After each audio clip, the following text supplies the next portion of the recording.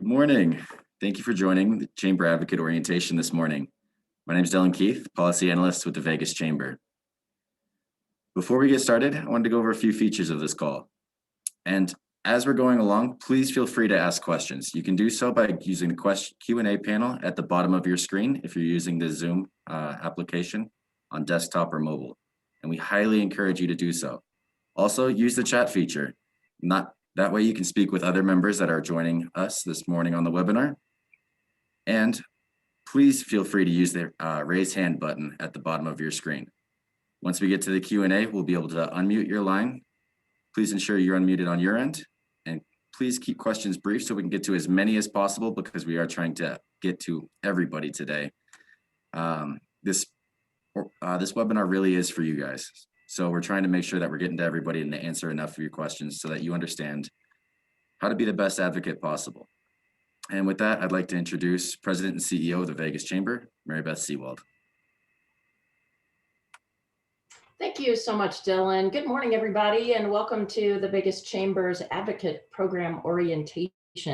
I first want to acknowledge some trustees that we have on the line with us today. General Rob Novotny is on, Shondell Newsom, brand new trustee from Some New Marketing, and then we also have Ryan Woodward. And my apologies if I missed anybody, but those are the ones on the list. And I just want to thank you guys for your service to the Vegas Chamber. We also have a lot of very good friends on with us today. Dick Tomaso, Lisa Segler. We also have former Assemblyman James Oscarson is on with us, along with Kathy Brooks and a lot of others. We're just, hi Rob, I see your chat.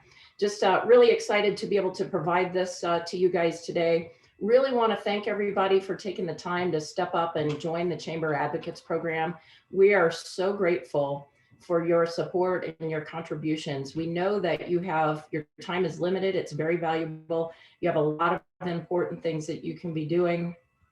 And I just can't emphasize enough how important this is, because when legislators hear your voice or they watch your video testimonies, they hear and see that folks will be advocating in Carson City or in Washington, D.C.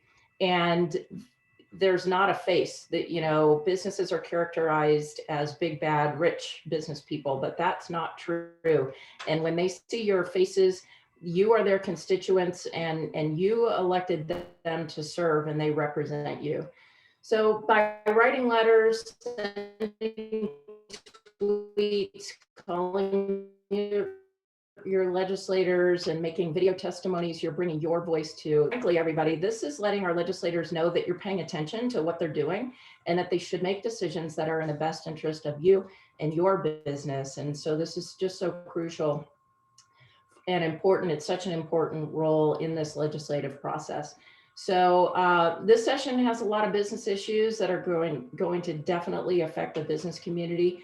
And so everybody's voices will be essential to protecting the business climate here in Nevada. So this is going to be the most robust session in our state's history.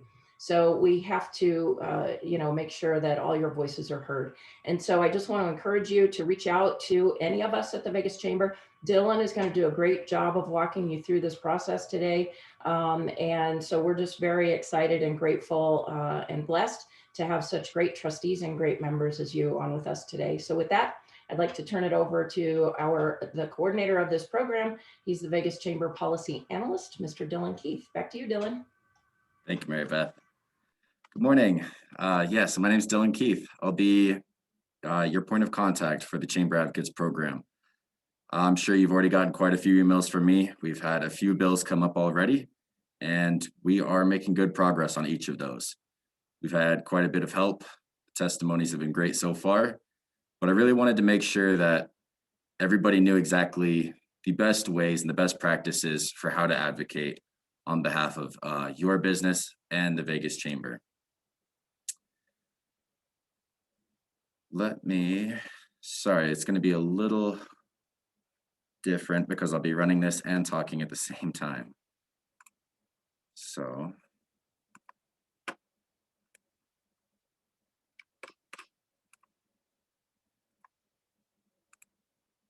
Okay. So thank you for taking the time to be a part of the Chamber Advocate Program. It really does mean a lot. There's a lot that goes into this. And we're just going to try and make sure that you're as well prepared as we can possibly make you every step of the way. We're trying to make sure that you're ready. If you want to testify in a committee, we'll give you talking points. We'll help set you up, and we're here to help you succeed, to make sure that we can be as successful as possible during this legislative session. One of the big shout outs I want to give is to Chairwoman Bon Jovi. I want to thank her especially for her entire leadership and assistance with this program, and then to all of you, because we couldn't do it without you. And this is going to be a huge help as we're going forward this legislative session. So to start off, I just wanted to go over some common terms. These are regular terms that we use during the legislative session. They can kind of go over your heads a little bit sometimes if you're not really sure what's going on. And they're just kind of the regular rhetoric of what we use every single day. So the LCB is just the Legislative Council Bureau. That is the actual legislative building. So when we say LCB, we're usually saying LCB staff, whether those are the lawyers working in drafting or the analysts that we work with every single day. So LCB is a big one. Drafting is where BDRs will be made. That's where the lawyers are down in one pretty much big room, and they're all just drafting every single bill for legislators, committees, and the other entities that get to make bills. So a BDR is a bill draft request. That's what a bill is before it's a bill. Basically, they get a BDR request that's sent over to drafting. It's read the first time on the floor, and that's eventually when it becomes a bill. And then we have the 120-day calendar. So the legislative session is every odd year, and it begins on the first Monday in February. So this year it just happened to be February 1st, so it's a little easier to go with. The last day is going to be May 31st, and then we're going to sine die on midnight of June 1st.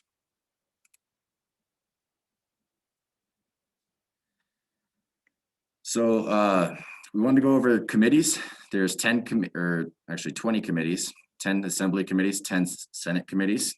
Each has an equal counterpart. So that's where we will be giving most of our testimony. That's where most of the work on bills is done. After that, there are two money committees. It's the Assembly Committee on Ways and Means and the Senate Committee on Finance. So these two committees are what drive all of the money decisions in the legislature. So every bill that goes through a policy committee, such as Commerce and Labor or any of the other 18 committees, if they have any money appropriations, they'll eventually get bumped over to the money committees. And that's also a place where a lot of these bills go to die. And then Kathy, yes, I will be sending out a presentation of this just for your reference. Thank you. So money committees are a good or bad thing. That means they're either going to get money and they're going to find the appropriations for it, or it's going over there so either Maggie or Brooks can, make sure that it doesn't see the light of day. A bill hearing is when the bill is actually heard. So during that time, the presenter, whether it's the legislator or someone that they're carrying the bill for, they'll give the presentation. At that point, each of the committee members will have the chance to ask questions. This is where a lot of the work on a bill is ironed out, where everybody will, and everybody's already prepared. They've already read the bill for the most part. They already have a few issues. They have most of the questions lined up and ready to go. But then after that, this is where testimony is heard. So after the legislators are all done, they'll ask for support, opposition, and those that are in neutral. So support is if you are in full support of the bill, and it's very specific, and it could be a little complicated here and there, because you can't say you're in support, but you'd like an amendment. That means you're in opposition. So at that point, we would let you know that the chamber is in opposition because of one specific line item. Could be a shall rather than a may. Could be something small. It could be a huge part of the bill. And we would ask for an amendment on that just to make sure that it's fixed. Opposition is the same thing, whether you want it to be fixed or if we want it to not go any further. If that is just too out of the question, like SB 107, which I'll get to in a little bit. And that's going to be actually heard tomorrow. And I'll be sending out an email for all of that. We're going to hope that that goes down in committee. Next is the work session.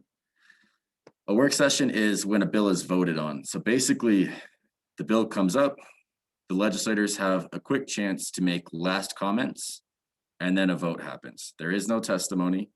The only thing that we can do as public is to go back during public comment after the bill, and then let our remarks be heard and try to sway some influence on the floor once it gets down to that vote.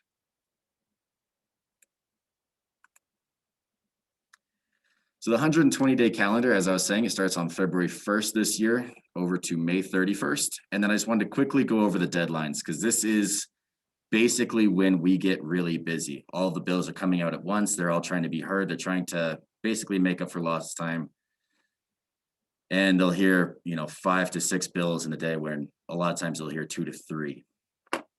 So BDR request deadline is February 15th. What this means is the legislators can no longer make any last minute requests. The committees, everything has to be done. Otherwise, the drafting is going to fall further and further behind. So after this point, unless it's an emergency bill, which that can get a little complicated from either of the caucus leaderships, that is it. After that, bill introductions is March 15th, which means that's the first reading on the floor. So on March 15th, it's going to be a really long floor day. Basically, they'll be on the floor all day, just reading every single bill the first time to make sure that that bill doesn't die that day. After that, it's going to be other bill introductions, which is committee bills or any of the cities or any of those bills. Committee passage first house is another big deadline. That's one of the biggest ones for us as lobbyists, because we'll be trying to make sure that the bills we want get heard and the bills we don't want just get swept under the rug, because they will be done after that. And then committee passage first house means they have to be voted out of committee, voted on the floor, and then sent over to the other house, whether that's from the assembly to the Senate or the Senate to the assembly. And then because we don't run, the Nevada legislature doesn't run like the federal system. So there is no like partner bill. We don't run bills at the same time. So it has to go, one bill has to go from one house to the other house and then make it through the exact same process all over again.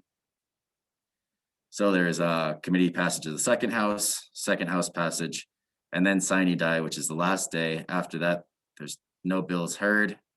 We have to end on midnight on sine die.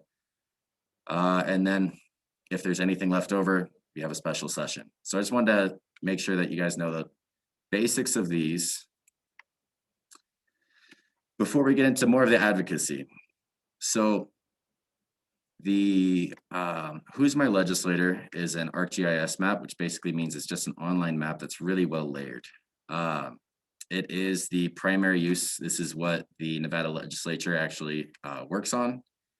So if you want to figure out not only who your legislator is where you live, but where your business is, and that might be the key here, is where your business is. You want to find out whose legislator or which 2 legislators your business's districts are in. So you'll have an assembly and a senator, and you can find that out by using this link. You can look up just who's my legislator in Google, and it'll pop up right there. But I'll also send this out so you can use this link. And then all legislators' contact information can be found on the legislative website. So if you look up them on Google, they will say, you'll find the actual official Nevada government site. And they'll have their personal emails, legislative emails, their cell phone numbers for some of them, and then their office phone numbers for every single one of them. So when you pull it up, like this is the Vegas chamber here, you'll be able to see that we have Senator Chris Brooks and then Assemblywoman Wynn. Now you can, like I was saying, you could be able to Google either one of those and find their contact information. Now we're gonna start getting into the gritty. Drafting an advocacy tweet is one of the most effective ways that we can advocate that you can advocate. It's simple, it's quick, but all of these legislators are on their Twitters an incredible amount. It is kind of amazing how much influence there is on Twitter at this point. So like I was saying, as we're going over bills, like it's gonna be SB 107, we will send out an email and it'll be basically that call to action similar to the ones that I've been sending out already this week. It'll include talking points, and you can pull one of those talking points, tweak it a little bit to better fit your needs for your business. And then make sure you use the hashtag for AB 107. That way, when they're looking up those bills, they'll be able to see all of the comments on that one. We're going to try and tag the chair of the committee. So that's the important one because they're the ones that are going to decide whether it's heard or not. And they're going to be able to decide a lot of the direction on where it's going. And then if your legislator is in that committee, which during those call to action emails, I will make sure to send out each member of the committee as well as their hashtags and their handles. Tag your legislator if they're in the committee. That's going to make them think twice. You're their direct constituent and they really do want to hear from you. Creating a video is another way that is really helpful. This is one where you can send the video to us or you can publish it yourself. If you send the video to us, our marketing team will be able to trim it down, make everything all set up, and then we can tweet it from the Vegas Chamber if you don't want to use your business's own Twitter. So we completely understand if your business isn't, it's really more consumer focused rather than advocacy focused, and we get that. So if you want to send a quick video testimony, and I'll have a few examples after this, whether it's just a selfie video, and honestly, the less work that we have on it, the less production, the better. We want it to be genuine. The point of these is for it to be heartfelt. This is coming from your business. You are the face of this business. So it's just a quick 30-second video testimony. And then we're going to do the same thing as we did with the Twitter post. We're going to hashtag the bill, tag the chair, and then tag the legislators, tag your legislator if they're in the committee. And even then, we might still tag your legislator just because we want that floor vote to be recognized because it still will be voted by every single legislator. So here's a few great examples that we had from limited liability over the special session. First from Monica Pappas.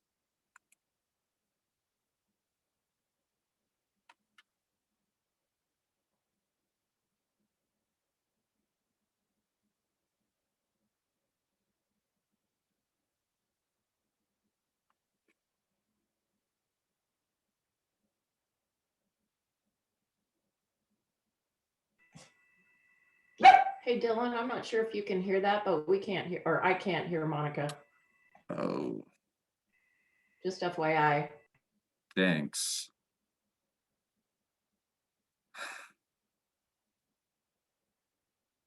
And customers safe and help us to stay open. Thank you. Did you catch the end of that one? Yeah, we caught the end of that. Do you want to Okay. play it again real fast? Because Monica did a great job. Yeah. Hi, I'm Monica Pappas, owner of Fingerprinting Express in Reno, Carson City, and Las Vegas. At Fingerprinting Express, we strictly adhere to all CDC, OSHA, and state guidelines to keep our employees and our customers safe. We've been providing KN95 masks like these since March of 2020.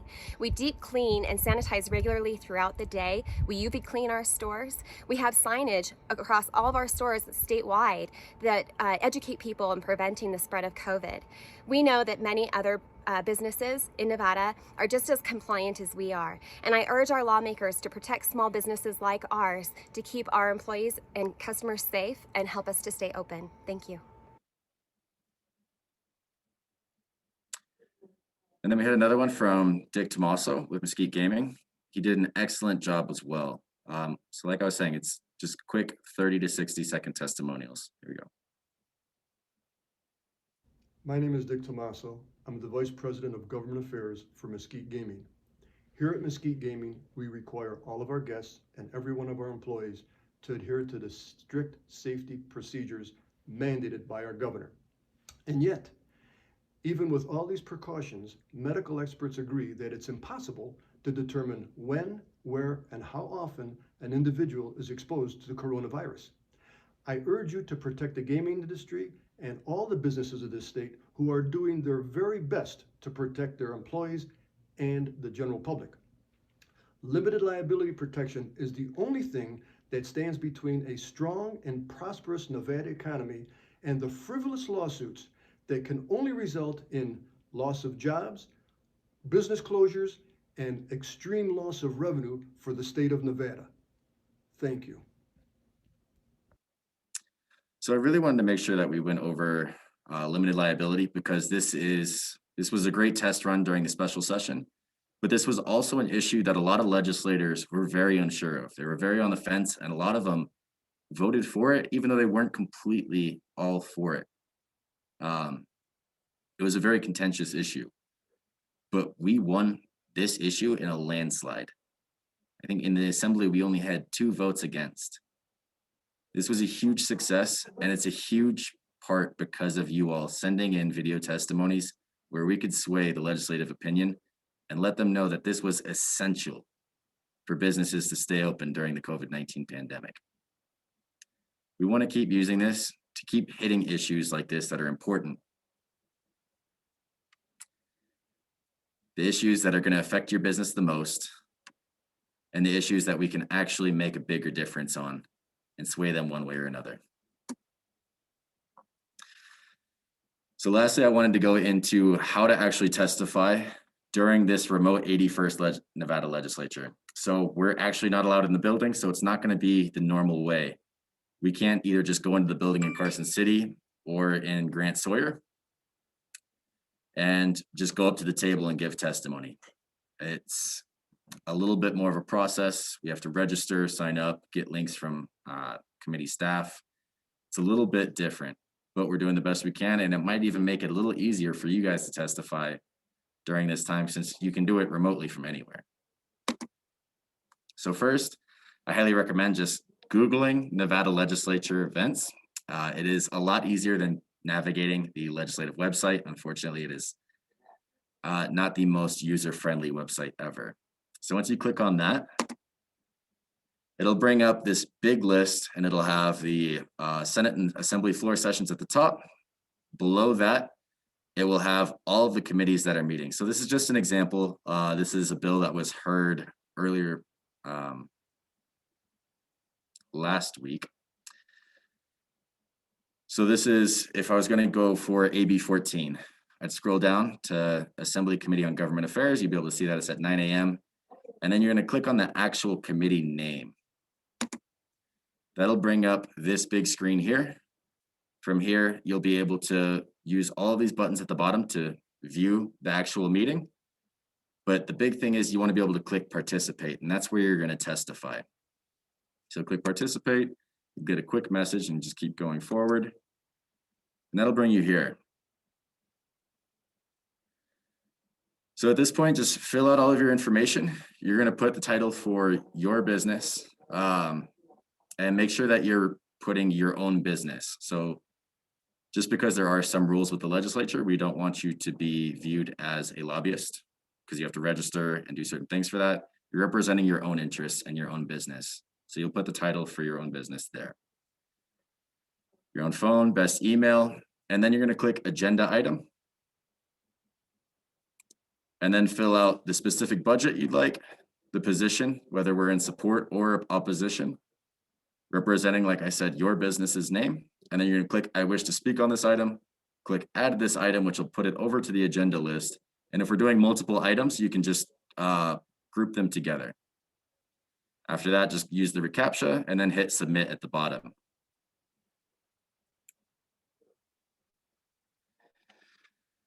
So once you are approved to testify, you'll get an email. It's usually pretty simple. It depends on the committee. So sometimes you'll be using that phone number that they give you.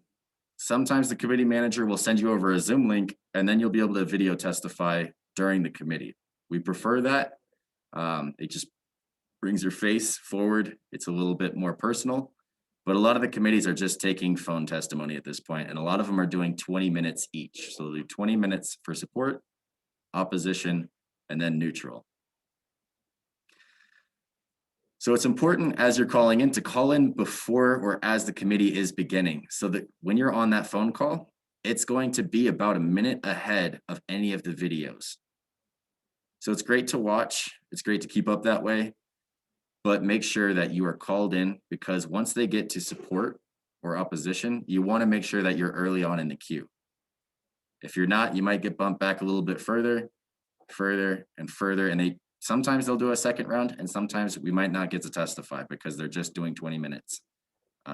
These are some of the things that we're really working with the legislature right now, because we want to make sure that everybody gets heard.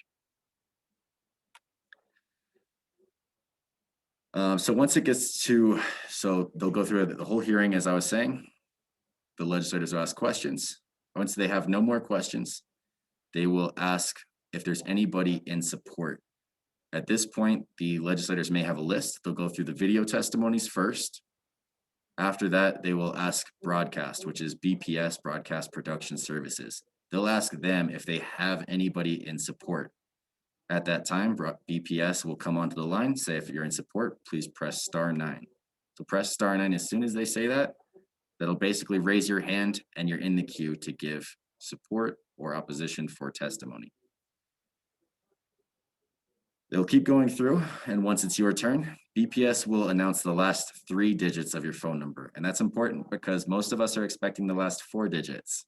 So keep that in mind, because it's a little bit unusual and we're trying to get that fixed as well. Paul's been making a really big deal about it to just use the last 4, because using the last 3 is just not someone really thinks of, and it doesn't really make sense. So once they do call your last 3 digits, press *6 and you are ready to go, and you can unmute. I just wanted to quickly give you, this is what the help from the Nevada Legislative website says. It's very similar to what I just went over, but I wanted to make sure that it's highlighted just to be as clear as possible, because you will be getting this presentation afterwards. So once you do begin, you'll have 2 minutes to give your testimony. So make sure that you're quick, efficient, and it depends on the committee whether they will include your name or after your name. So for example, we were just watching Assemblywoman Bilbray Axelrod's committee yesterday. And she's going, I completely understand. I have a really long last name with Bilbray Axelrod. So we're going to start timing the 2 minutes after you finish your last name. So give or take. Either way, we want to be quick and efficient to make sure our message comes across and we don't get cut off by the committee chairs. Because especially as session is going on, they're going to start cutting people off more and more. So when you begin, you always want to start with, for the record. This is your name, so Dylan Keith, position, and then you spell out your name. So it'd be DYLAN-KEITH, just to make sure that the committee secretary, because everything is typed out. Everything has to be transcripted.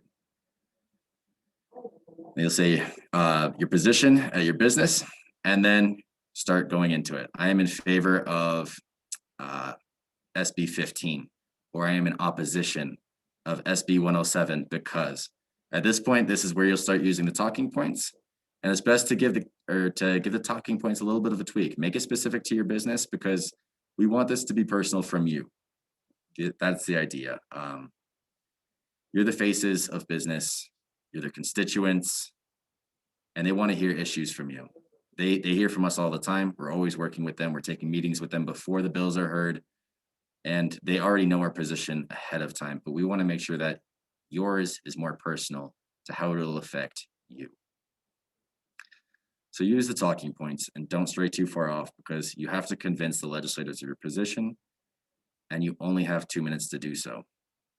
Afterwards, you always want to be polite. Thank the chair and committee for their time. Some of the times when people are rude, they're not getting anywhere. They're not doing themselves any favors. Whether it's something we like or dislike, we always have to give respect to the legislators. At that point, we want to make sure that we wait, listen if there's any questions, answer if needed, which 99% of the time, there are no questions to testifiers, just occasionally. Especially if maybe it's your legislator and they want to ask, where are you guys located? But 99% of the time, you won't have to worry about that. And even then, the questions that they ask won't be hardballs. Afterwards, just say thank you for the question and then answer. So you'll hear a lot of the other lobbyists, especially, where they will say, thank you for the question through you, chair, to the assemblywoman. Don't worry about saying that. Most of the chairs are very lenient. So just say thank you for the question and answer the question. That way you're just addressing the body as a whole. And after that, congratulations. That is how to testify in a committee. And that is one of the biggest ways that they have during hearings. And that really does affect their vote, both in committee and then later on the floor. So I just wanted to make sure that I also left my contact information here. Please reach out to me at any time. I'm 100% available to you. If you have any questions on testifying, I am happy to help. And let me go into any of the Q&A to see if we have anybody. I don't see any hands raised at this time. Hey, Dylan, a couple of folks have asked if we can send the PowerPoint to the participants on this group. Is that possible? Yes, absolutely. Yeah, absolutely. I will be sending this out as soon as we are done here.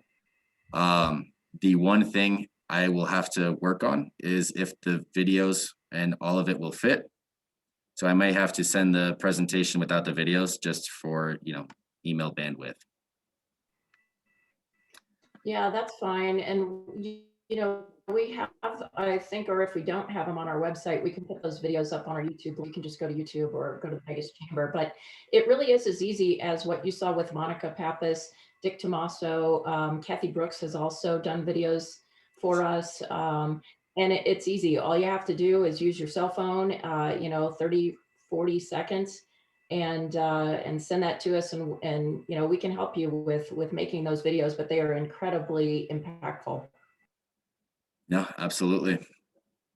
And I'm not seeing any other questions right now, so I'll send this out to all of you. Thank you for taking the time to join us this morning. I really do appreciate it. Thank you to the boards of trustees that were available to join us.